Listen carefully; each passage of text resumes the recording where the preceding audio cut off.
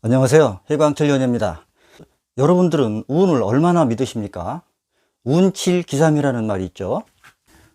운이 7이라면 기는 3이다. 즉 자기의 기량이나 노력보다도 운빨이 영향을 미치는 것이 훨씬 더 크다. 그러니까 운 좋은 사람 앞에서는 당할 재간이 없다. 이런 것들을 살아가면서 절감하게 되죠. 어떻게 보면 운이 7을 넘어서 90% 이상 된다고 해도 과언이 아닐 때가 있습니다. 이렇게 우리 인간 생활에는 보이지 않는 운이 엄청나게 작용을 하더라. 심지어는 재테크의 달인인 워렌 버핏까지도 자기가 성공한 것은 대부분 운에 달려 있었다 라고 말을 했다고 합니다. 제가 어떤 외국 사이트를 뒤지다 보니까 부를 끌어들이는 기법, 만인이 원하는 부와 행운을 어떻게 끌어들이느냐, 그러한 방법에 대해서 써놓은 글이 있더군요. 그래서 그 내용이 좋아서 여러분들과 공유하고자 합니다. 먼저 부의 정의를 한번 내려놓고 보죠. 자, 부, 웰스. 부란 무엇인가? 사전적 정의를 보면 넉넉한 생활 또는 넉넉한 재산을 뜻합니다. 그런데 그러한 물질적인 것들을 많이 소유하고 있다고 해서 마음까지도 부자냐? 그건 아니다. 우리가 생각을 조금만 달리 하다 보면 부라는 것에는 자기가 추구하는 가치가 들어있어야 된다. 즉 가치를 창출하는 과정이 곧 부를 끌어들이는 과정이다. 그런데 그 가치를 창출하기 위해서는 꾸준한 자기 개발이 필요하더라. 자기 개발의 과정은 단시간에 이루어지는 것이 아니라 장기적인 안목에서 진행이 되죠. 이렇게 장기적인 안목을 가지고 꾸준히 자기 개발을 하다 보면 부를 끌어들이는 재능과 능력이 함께 배양이 되더라. 그러니까 자기 스스로의 인생의 가치를 어디다 두느냐에 따라서 부의 척도나 규모, 수준도 달라진다, 이런 얘기입니다. 그런데 우리가 부를 끌어들이기 위해서는 기본적으로 갖춰져야 될 3가지 조건이 있는데, 첫째는 건강이다. 건강하지 못하면 다른 것들은 아무리 많아도 소용이 없습니다. 사주에서는 이것을 체라고 하죠. 체가 튼튼해야 용을 잡는다. 그 다음에는 자기가 태어난 가정 환경입니다. 자, 가정 환경이 안정되어 있으면 그만큼 편안하게 돈벌이를 할 수 있고 내가 추구하는 인생의 목표를 향해서 안전하게 갈 수 있다. 그런데 이 가정 환경은 내 마음대로 선택할 수가 없습니다. 미국 속담에 이런 게 있어요. 내가 앉을 자리는 내가 선택할 수 있다. 그리고 코는 내 마음대로 흡입할 수 있다. 그런데 가정만큼은 내가 선택할 수 없다. 내가 선택하는 것이 아니라 선택되어지는 것이죠. 어떤 사람은 태어날 때 금수저로 태어나서 인생을 편안하게 시작하는가 하면, 어떤 사람은 흙수저로 태어나서 힘든 환경과 누구보다도 더 많은 노력이 필요한 그야말로 자수성가의 길을 가는 사람이 있다. 그렇게 자기가 태어나지는 환경은 내가 선택할 수 없다. 그 다음에는 뭐니 해도 돈을 벌려면 자본주의 사회에서 태어나야 된다. 그런데 이러한 건강과 가정 환경과 자본주의 사회에서 태어났다고 해서 모든 사람들이 다 부자가 될 수 있던가요? 아니죠. 그러니까 부와 행운을 끌어들일 수 있는 보이지 않는 조건은 우리의 이 양쪽 귀 안에 있더라. 그러니까 여기가 되는 거죠. 정신, 멘탈, 이것이 중요한 작용을 한다. 조금 전에 부를 창출하는 과정은 장기적인 안목에서 자기 개발을 해가는 과정이라고 그랬죠. 그러니까 매일매일 얼마만큼의 수확을 거두느냐, 이것을 따질 게 아니고 매일매일 얼마만큼 씨앗을 뿌리느냐, 여기에 초점을 맞춰라. 그러니까 인생이라는 텃밭을 꾸준하게 경작해 가라, 이런 뜻이죠. 그러면은 부와 행운을 끌어들이는 방법들을 하나하나씩 살펴보겠습니다. 먼저 부는 좋은 것이라 생각하라. 우리 사회에서는 부자들을 욕하고 비윤리적으로 취급하는 경우가 많습니다. 그런데 대부분의 부자들은 정직하게 열심히 일해서 부를 달성한 사람들이 많습니다. 단지 우리는 그것을 못했을 뿐이에요. 그러면서 부자들을 부러워하죠. 그 다음에 부자가 되려면은 항상 긍정적인 마인드를 유지해라. 그러면은 더 좋은 사람들과 인연이 돼서 부와 행운의 길로 나아갈 수 있다. 제가 아는 분 중에 재산을 왕창 날리고 힘들게 사는 환경 속에서도 항상 긍정 마인드, 안 되는 게 없어. 반드시 될 거야. 내겐 여전히 희망이 있어. 이렇게 정말로 항상 웃으면서 밝은 마음으로 사시는 분이 있습니다. 자, 이분은 과연 사주가 어떻게 생겼길래 그렇게 항상 긍정 마인드가 뿜어져 나오는지 잠깐 살펴보고 가죠. 병신년 기해월 무인일 개해시에 태어난 분입니다. 1956년생 여자분이에요. 사주 원국을 보니까 여기서 무게합하고 있고 주변에 이렇게 재성이 많이 있죠. 그런데 이 돈을 취하기 위해서 바로 옆에 있는 겁재와 치열한 경쟁을 벌여야 됩니다. 다시 말해서 시간의 흐름에 따라서 내가 우위를 점하느냐 아니면 겁재한테 뺏기느냐, 이런 싸움이 계속 되겠죠.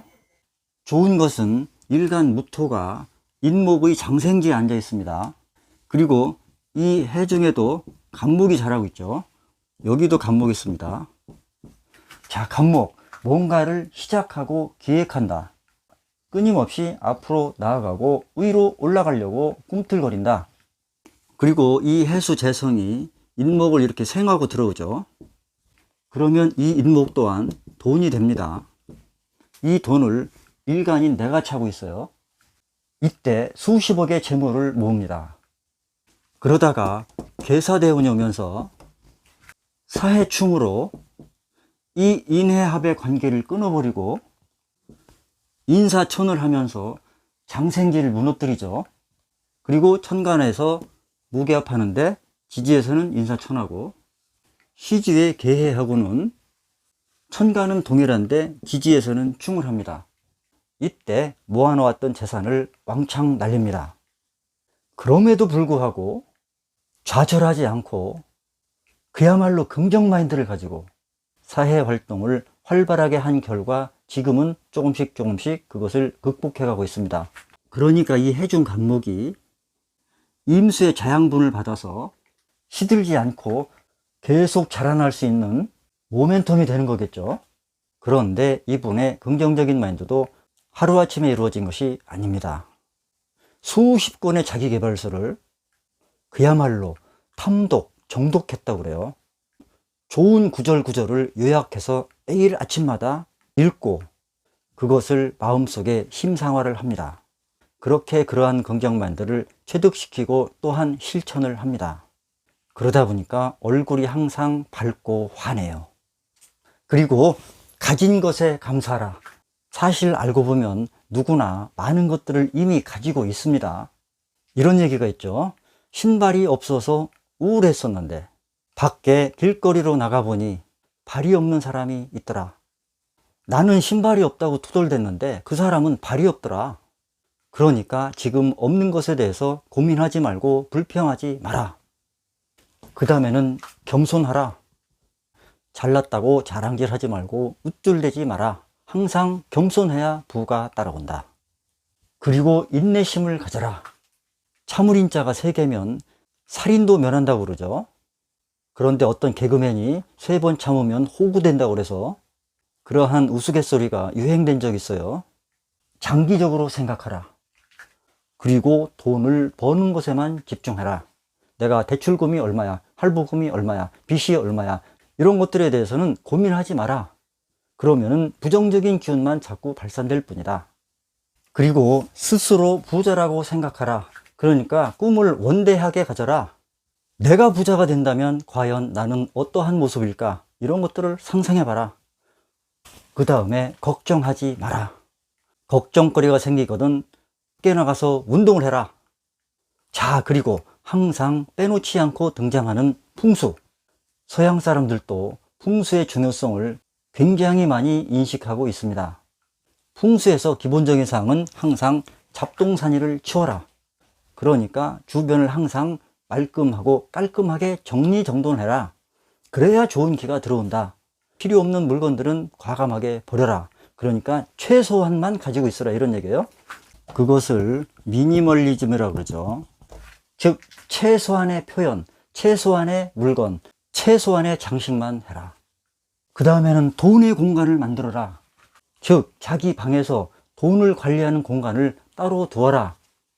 그러니까 한쪽 공간을 할애해서 거기에 금고를 놓는다든지 장부를 놓는다든지 통장을 보관한다든지 금융에 대한 정보물을 보관한다든지 자산 관리 이런 것들을 항상 특정한 공간을 정해놓고 거기서 해라.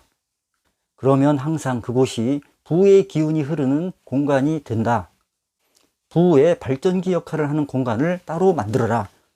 그 다음에는 좋은 기가 흐르게 하여라.